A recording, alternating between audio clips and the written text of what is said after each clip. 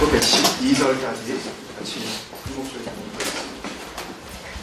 시편 119편 105절에서부터 112절 같이 읽겠습니다.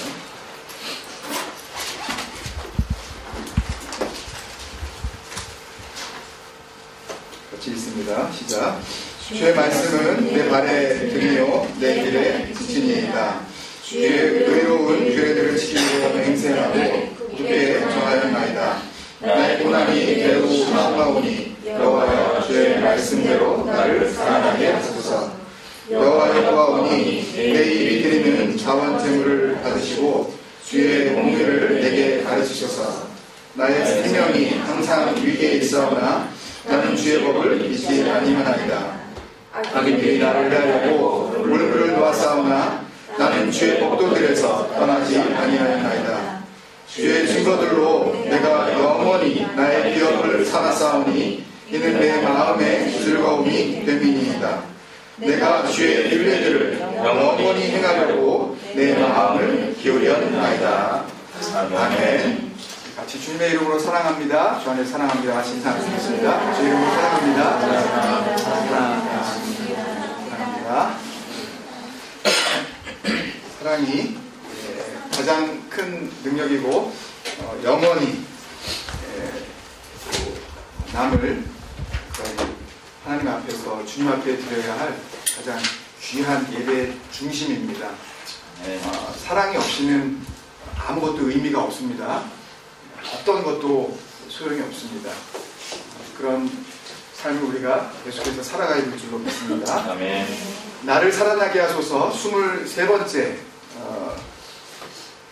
강의 시간입니다. 지난주까지 경계지역 벗어나기에 대해서 우리 같이 말씀을 나누었고 오늘 다시 이제 시편 119편으로 돌아와서 22개의 단락으로 이루어진 시편 119편에 대해서 우리가 계속 진행해 나가고 있는데 14번째 단락입니다. 말씀의 그 구체적인 부제목을 이렇게 정했습니다. 같이 한번 읽으실까요? 시작. 말씀이 등이 되고 빛이 될 때 나에게 일어나는 일. 오늘 105절 말씀을 보면 주의 말씀은 내 발의 등이요 내 길의 빛이니이다. 이렇게 고백하고 있는데요. 말씀이 등이 되고 빛이 될 때 나에게 일어나는 일이라고 기록은 했지만 실제로는 이 105절의 말씀을 그대로 다 좀 사용을 해서 활용을 해서 말씀이 뭐에? 내 발의 등이 되고 또 어디에? 내 길에 빛이 될 때 일어나는 일. 굉장히 중요한 그 말씀인데요. 어떤 이 신학자는 성경학자는 성경의 정가운데 구절이 시편 119편 105절이라 합니다. 제가 이거를 창세기 1장 1절부터 요한계시록 22장 마지막 절에서 이렇게 다시 거꾸로 올라와서 절수를 세워볼 여력이 없어가지고 세보지는 못했는데 이것을 뭐 연구한 학자가 그렇게 기록을 해놨더라고요. 주석을 달면서 성경 모든 구절 가운데에 가장 한가운데에 있는 말씀이 하나님의 말씀은 내 발의 등이요 내 길의 빛이니이다. 이 말씀 한 가지만 제대로 우리가 삶 가운데 붙잡아도 정말 하나님의 은혜 가운데에서 얼마든지 살아갈 수 있다. 아멘이십니까? 아멘. 네. 정말 그런 것 같아요. 그죠? 네. 겪어본 사람은 압니다. 그죠? 근데 이것을 그렇게 살아보지 않은 상태에서는 그냥 추상적인 의미로밖에는 여겨지지 않아요. 말씀이 등, 뭐죠? 램프가 되고 그 다음에 말씀이 길을 비추는 빛이 된다. 그 다음에 라이트가 된다. 이게 굉장히 추상적이고 이렇게 손으로 붙잡을 수 없는 그런 보이지 않는 어떤 의미를 이야기하는 것이지 이것은 우리의 구체적인 삶과는 별로 상관없는 이야기다. 그러니까 영적인 이야기야. 라고 그렇게 쉽게 생각하고 말 수가 있어요. 그런데 정말 정말 이 말씀이 삶으로 체험이 되잖아요. 그러면 정말 이 말씀이 성경의 한가운데 있다는 것이 무슨 의미인지 우리가 정말 공감을 하게 됩니다. 성경 한가운데에 이 말씀이 있다. 오늘 찬양 인도자께서 쭉 말씀을 이렇게 또 나눠주시고 찬양 인도하시다가 맨 마지막에 깜짝 놀랐어요. 또 말씀대로 말씀 안에서 말씀으로 살아가게 하시고 우리 안에 어떻게 되게 해달라고 기도를 하자 그랬어요. 예? 기억 안 나세요? 기쁨이 회복되게 해달라고 기도하자고요. 참 감사합니다. 진짜. 찬양을 통해서 여러분들 먼저 은혜 받게 하시고 또 마음이 하나님을 향하여 사랑을 향해서 열려지게 하시고 그리고 뭘 기도해야 할지 그 기도의 제목을 사람의 입을 통해서 그렇게 우리에게 먼저 나누게 하신 그 하나님께 너무너무 감사했어요. 너무 감사하지 않으세요, 여러분? 오늘 이 말씀이 나에게 정말 등이 되고 나에게 정말 빛이 될 때 어떤 일이 일어나냐면요, 에덴이 회복됩니다. 같이 한번. 에덴이 회복됩니다. 네. 갑자기 고친 거 아니죠, 이거 집사님? 네. 에덴이 회복돼요. 에덴의 뜻이 뭐라 그랬죠? 그래서 정말 오늘도 제가 그런 마음이 들었습니다. 설교하지 말까? 네, 설교하지 말까? 그냥 이대로 그냥 끝낼까? 찬양 한 번 더 하고 그냥 기도 한 번 더 하고 그냥 말까? 그런 아주 감사한 유혹을 받았어요. 이대로 그냥 진정할까요? 정말 이 기쁨은 근데 어떤 기쁨이에요? 네, 감사해요, 여러분. 네. 수고와 헌신을 다 한 후에 누릴 수 있는 기쁨이에요. 이 에덴이요, 이 에덴이라는 이 단어가요, 제기대명사, 제기명사, 제기동사가 되면, 그러니까 저희가 한번 말씀드린 적이 있는데 어떤 동작을 해서 그 동작에 대한 결과가 나에게 영향을 미치는, 잘 들어보세요. 그래서 먹는 거, 이게 자기가 자기를 이렇게 먹이는 거 아니에요? 그죠? 자기는 먹는 거 아니에요? 그죠? 내가 먹으면 어떻게 되는 거예요? 내가 배부르죠. 그죠? 네. feed하고는 다르죠. 그죠? 누군가를 먹이는 거하고는 다르죠. 이 사역동사, 누군가에게 뭘 하는 거, 이거하고는 다른 건데요. 이 에덴이라는 수고와 헌신을 다한 후에야만 얻을 수 있는 기쁨이라는 이 단어가 제기명사가 되면, 제기동사가 되면 그 기쁨을 나만을 위해서, 나 한 사람을 위해서 이 제기동사가 되면 아담이라는 단어가 됩니다. 뿌리가 같아요. 출발점이 같다고요. 동사의 시작은 같아요. 근데 그것이 나만을 위한 것이냐? 그러면 아담이 됩니다. 그런데 수고와 헌신을 다 한 후에 누리는 나의 수고와 나의 헌신을 통하여 누가 기뻐하는 것을 내가 보는 거예요? 다른 사람이 기뻐하는 것을 내가 보는 거예요. 내가 한 것은 뭐예요? 내가 한 것은 수고와 헌신밖에 없어요. 그렇게 살아가는 사람만이 어떤 기쁨? 에덴의 기쁨을 누릴 수 있어요. 여러분, 에덴의 회복은 그런 회복입니다. 나를 위한 기쁨. 나도 이제는 나만을 위해서 좀 살아야 되겠어 라고 생각했을 때에 다윗의 눈에 뭐가 보이는 겁니까, 여러분? 예? 바세바가 보이는 거예요. 모욕하는 여자가 보이는 거예요. 왜 그 시간에 그 위로 올라가요? 싸우러 나가야 했을 때 같이 싸웠어야 해요. 근데 왜 왕들이 출정할 때 왜 왕궁에 나가있죠? 이제는 이만하면 됐다. 나 수고 많이 했어. 할 만큼 했다고 생각을 하고 내가 그 자리에 머물기 시작할 때 이제는 모든 기쁨을 누구를 위하여 돌리리라? 나를 위하여 돌리리라 라고 생각하는 순간 에덴의 삶은 온데간데 없이 사라져버리고 뭐가 나에게 찾아오는 거예요? 아담의 삶만. 여러분, 어떤 삶을 살고 오셨습니까? 나 좀 생각해줘. 나는 이거 싫어. 나는 이거 줘. 좋아. 내가 좋아하는 대로 좀 모든 사람들이 다 맞춰줬으면. 예? 우리 가정에 있는 모든 가족들이 나를 좀 생각해 줬으면. 왜 나를 생각하지 않지? 왜 나를 배려하지 않지? 이런 삶을 살아가는 사람에게는 도통 하나님께서 천국의 모형으로 이 땅에 만들어 주셨던 그 하늘나라의 그 그림자, 그 에덴의 맛을 볼래야 볼 수가 없습니다, 여러분. 평생 가야 교회에 백날 나와봤자 그런 식의 기쁨을 추구하는 사람에게는 에덴이라는 것은 멀고 먼, 가까이 다가갈래야 가까이 다가갈 수 없는 그런 동산이에요. 자기는 늘 에덴이라고 착각하면서 살아가지만 아담의 동산을 추구하면서 살아가는 겁니다. 오늘 진정한 에덴의 능력이 회복되는 그런 예배가 됐으면 정말 좋겠습니다. 네. 여러분들이 그런 신성한 마음으로 기도하셨다면 오늘 말씀 나눈 가운데 하나님께서 그런 특별한 은혜를 주실 줄로 믿습니다. 네. 말씀이 득이 되고 빛이 될 때 나에게 일어나는 일, 에덴이 회복됩니다.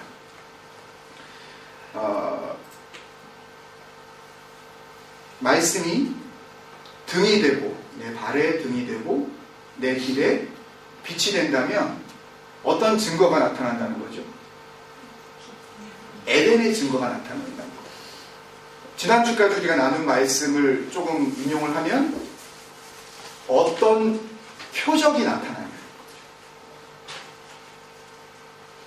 그죠? 어떤 사인이 있냐는 거예요. 정말 여러분이 말씀이 등이 되는 것이 무엇인지 우리가 이제 나눌 텐데요.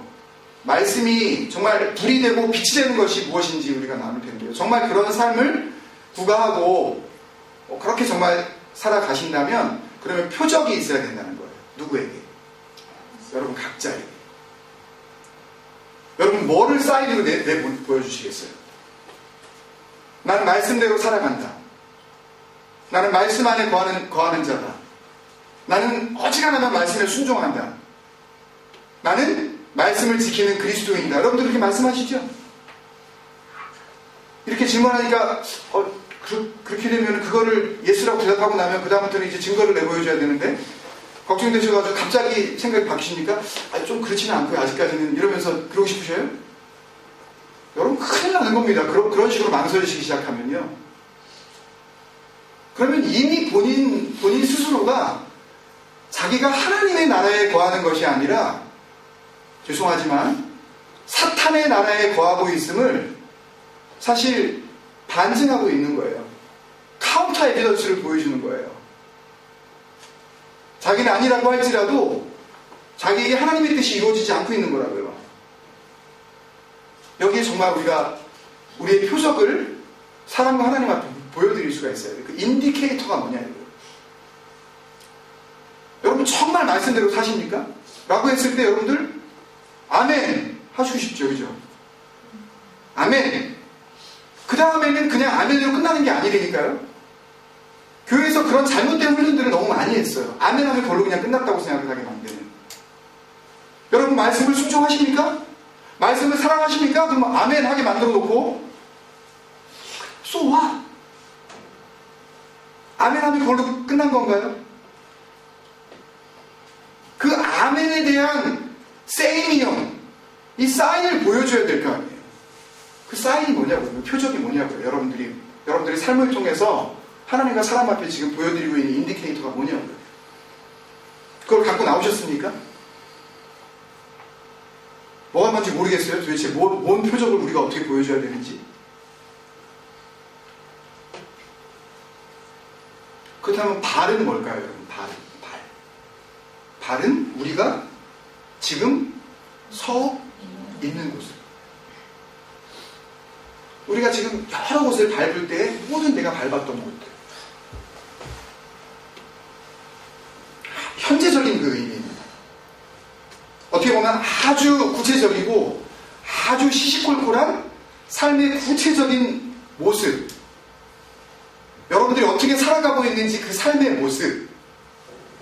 사람을 만났을 때에 혹은 누군가와 이야기할 때에 혹은 뭐 무언가 결정할 때에 우리 생각 속에 있는 그런 표현 방식들, 그게 뭐냐는 거예요. 그것이 뭐예요? 그게 your feet, 너의 발 아니겠습니까, 여러분? 길은 뭡니까, 여러분? 길. 네. 내가 지금 여기에 서 있다면 어떻게 여기 서 있는 거죠? 지나온 길이 있죠. 내가 여기에 서 있다는 의미는 앞으로 가야 할 길이 있다는 거죠. 내 삶의 뭐예요? 방향. 어디로 가고 있냐는 겁니다.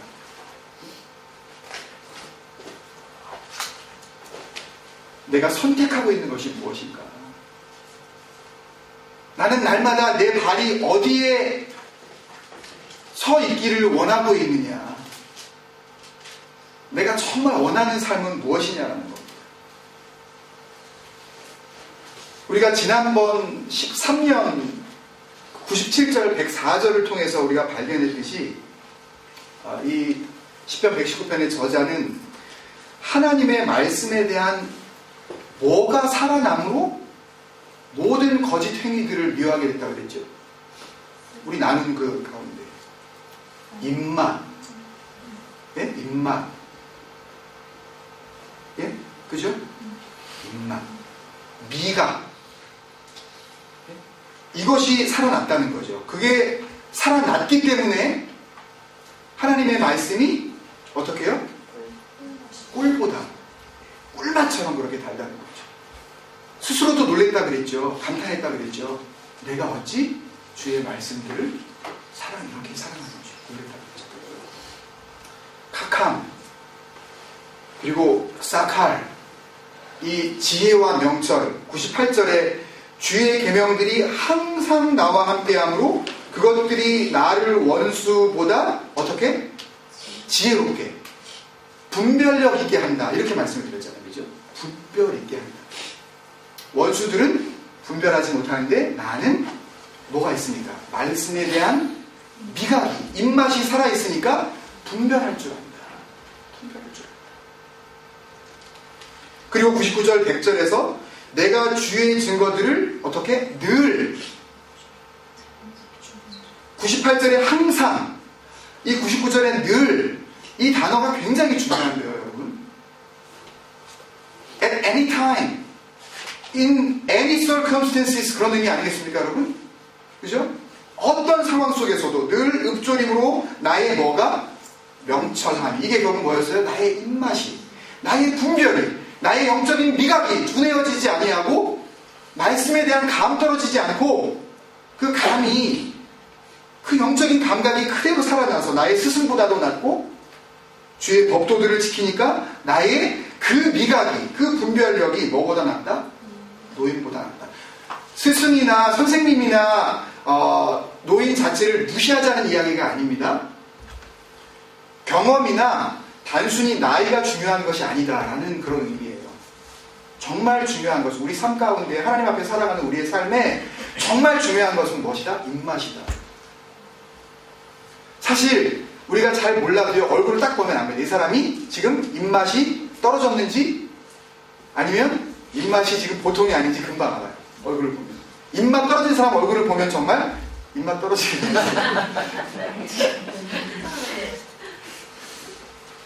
우스갯소리지만 표정을 보면 압니다. 아, 입맛이 없구나. 영적인 부분도 분명히 그렇습니다, 여러분. 이 사람의 영적인 입맛이 떨어진 그 사람의 얼굴은요, 그 표정은요, 다릅니다. 입맛이 살아있는 사람은 그 표정으로 말을 해줘요. 표정을 내어줄 필요도 없어요. 주님께서 표정을 달라고 하지도 않으실 거라고 저는 믿습니다. 왜? 보면 아니까, 주님이. 그 안에 그 영적인 분별이, 그 입맛이, 그 미각이 아주 하나님 앞에서 살아있다는 것을 하나님도 느끼시기 때문에, 네가 말씀 안에 살아있구나, 지금. 입맛이 살아있으니 어떻게 하겠어요? 다 먹겠죠. 맛있게 먹겠죠. 건강하지 못한 이유가 뭐예요? 얘가 밥을 먹는데도 그냥 밥알을 세고 앉아있고 할 정도로. 그런 아이들이 건강하기가 어렵잖아요. 그죠? 그래도 건강하면 딴 데 가서 딴 거 먹었을 거예요. 그러고 돌아오는, 숨겨놓고 뭐 딴 거 먹는. 하나님의 말씀 앞에 그 입맛이 정말 분명하게 살아있다면 우리의 삶을 통하여 표적이 나타나게 되어 있습니다. 그래서 원수보다도 나은 지혜, 그 미각, 스승 노인보다도 더 이기는 승한 그 명철, 그 카캄과 사칼, the sense of taste, the palate, 그것이 살아나면, 이 하나님의 말씀에 대한 입맛이 살아나면, 그러면 거기에서 우리의 스피리추얼 팔라트, 우리의 영적인 미각도, 영적인 분별력도 살아난다. 이렇게 말씀에 대한 미각이 제대로 살아나는 사람, 그 스피리추얼 팔라트가 정말 온전하게 세워진 그 사람, 어떤 표적이 일어난다 그랬어요? 세 가지 표적이 일어난다 그랬죠. 분명해지는 것 세 가지를 이야기했죠, 우리가. 분명해지는 것 세 가지라면 그것이 무엇을 의미하는 거예요? 표적을 의미하는 거죠. 뭐 우리가 이야기하는 뭐 하나님을 믿으면 네가 한번 능력을 보여줘봐.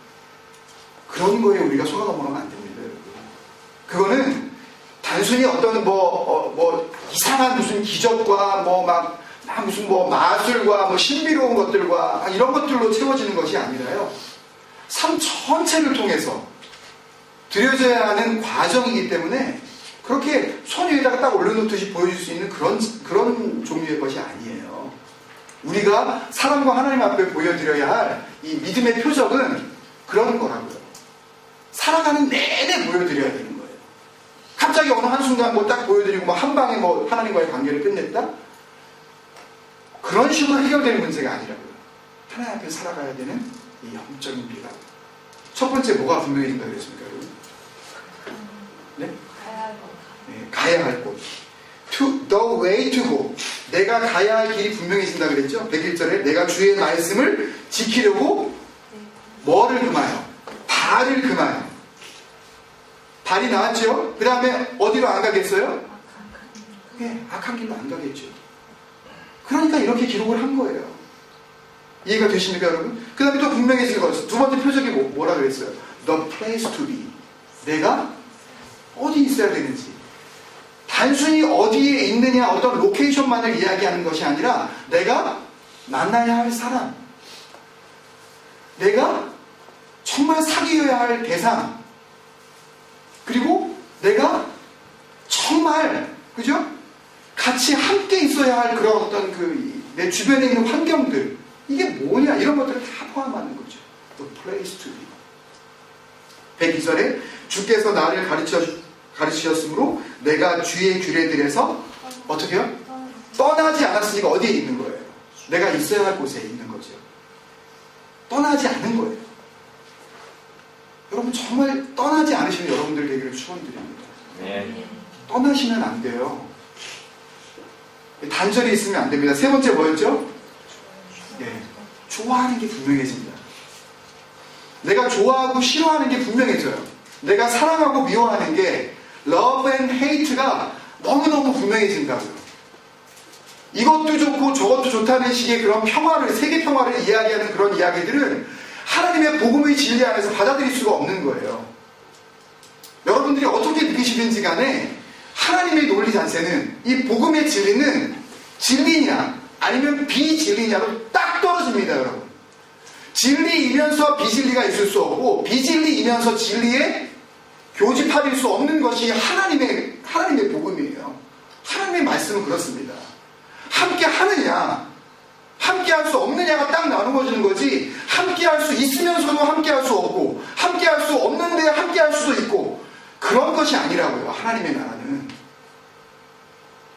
여러분이 정말 하나님이 다스리시는 각자 하나님의 나라, 하나님의 성전이시라면 분명해집니다. 내가 좋아하는 것과 좋아해야 할 것과 싫어해야 할 것이 분명해져요. 그것의 기준이 뭐가 되어지는 거예요? 말씀의 기준이 되어지는 거죠. 내 입맛이 기준이 되어지는 것이 아니라 하나님께서 주신 그 카캄과 사칼, 그 말씀에 대한 입맛이 기준이 되어져서 분명해지는 거예요. 내가 뭘 사랑해야 되는지. The things to love. 내가 뭘 미워하고 증오해야 되는지. The things to hate. It's getting very, very obvious 되어지는 거예요. 너무너무 분명해지는 거예요. 그렇지 않은 분들은 기도해야 합니다. 그렇지 않은 자녀들을 위해서 여러분들 중보해 주셔야 해요.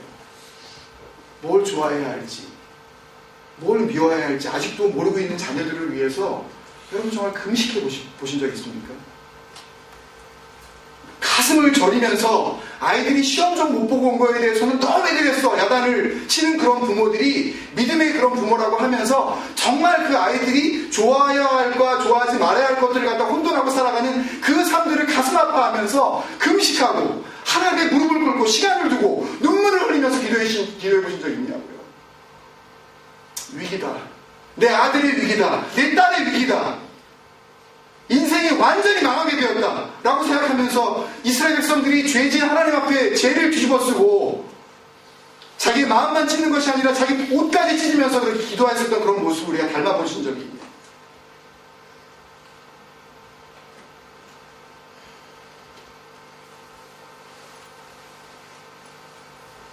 여러분 우리의 가정과 세상에서 일어나는 모든 문제와 다툼과 싸움과 심지어 지사님들과 어제 또 이렇게 나누면서 그런 이야기도 했지만 한국에 정말 가슴 아픈 것은 하루가 멀다 하고 그런 그 성범죄가 끊이지 않고 일어납니다. 성범죄의 대상이 더 안타까운 것은 7살부터 13살까지가 주된 범죄의 대상이 된다는 것이 우리의 가슴을 찢게 하지 않습니까, 여러분? 왜 이 나라가 이렇게 되었죠? 세계 어떤 나라보다도 성범죄가 아주 그냥 창고 넘쳐나는 그런 나라가 되어져 버렸습니다. Sexual abuse. 왜 이렇게 되었죠? 이 세 가지가 분명하지 않아서 그렇습니다.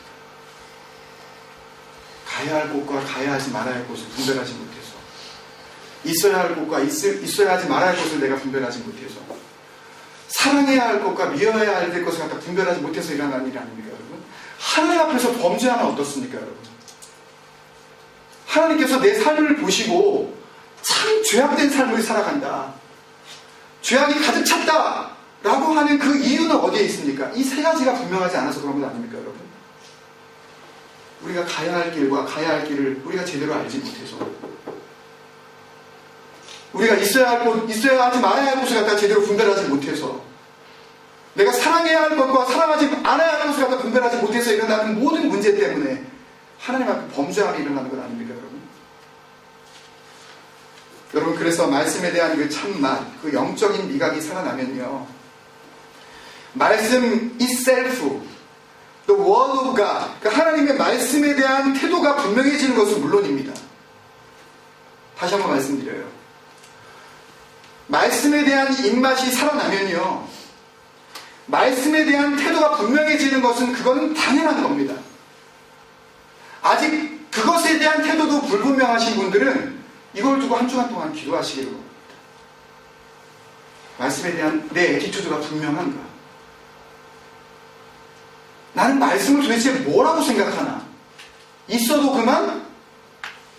없어도 그만이라고 생각을 하고 있는 것은 아닌가?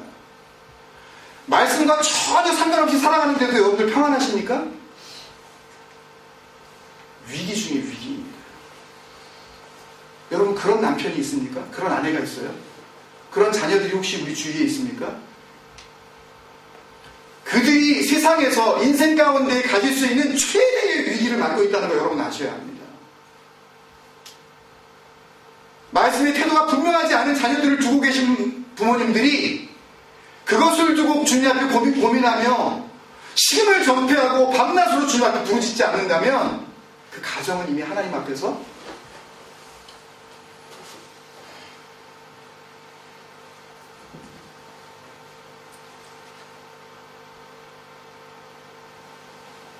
말씀에 대한 태도가 분명해지는 것은 물론이고요, 오늘 105절에 나온 것처럼 뭐가? 내 발이, 내 길이 분명해질 줄 믿습니다.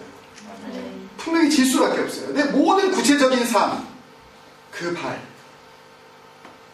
내가 모든 선택하는 어떤 선택의 기준, 내가 앞으로 가고자 하는 내 입으로 내가 말하는 나의 계획, 소위 내 비전, 이 모든 것들이 달라져야 합니다. 삶의 진정한 변화가 일어나요. 변화가 일어나지 않고 있다는 이야기는 하나님의 말씀을 온전히 사랑하지 않는다는 반증이라고 보시면 분명합니다. 내가 내 발을 둘 때에, 내가 내 길을 걸어갈 때에 하나님의 말씀이 내 발을 비춰주고 하나님의 말씀이 내 길을 안내하는 것이 아니라 그것과는 전혀 상관없이 내가 만들어 놓은 나의 등불, 내가 생각하는 내 길, 그것만이 나에게 존재하고 있기 때문에 하나님과 굉장히 가까운 듯이 보이지만 그의 삶을 보면 뭐가 나타나지 않습니까? 표적이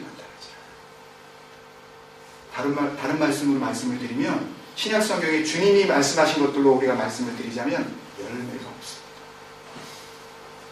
가정 안에 열매가 나타나지 않아요. 그 사랑의 열매 드러나지 않는 것입니다. 내가 왜 사랑하지 못할까? 내가 왜 남편과 아내를 온전히 사랑하지 못할까? 내가 왜 엄마 아빠를 뜨겁게 사랑하지 못할까? 이유는 간단해요. 말씀이 내 발과 내 길에 등과 빛이 되고 있지 않기 때문에. 더 분명하게 말씀드리면 하나님의 말씀이 없어도 여러분의 삶이 하나도 불편할 게 없기 때문에. 더 구체적으로 말씀드리면 여러분의 삶은 이미 하나님과 상관없는 삶을 살아가고 있기 때문에.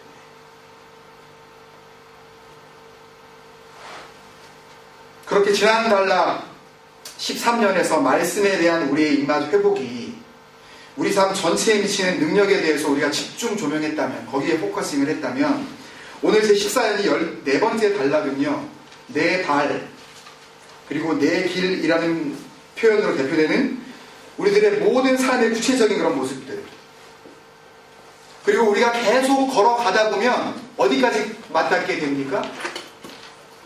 영원이라는 시간까지 우리가 맞닿게 되어지는데 우리의 영원한 삶까지 이어져야 할 에덴의 회복을 노래하고 있는 것입니다. 오늘 말씀이 어떻게 에덴의 회복과 관련이 있는가, 이것을 우리가 간단하게 정리하기 전에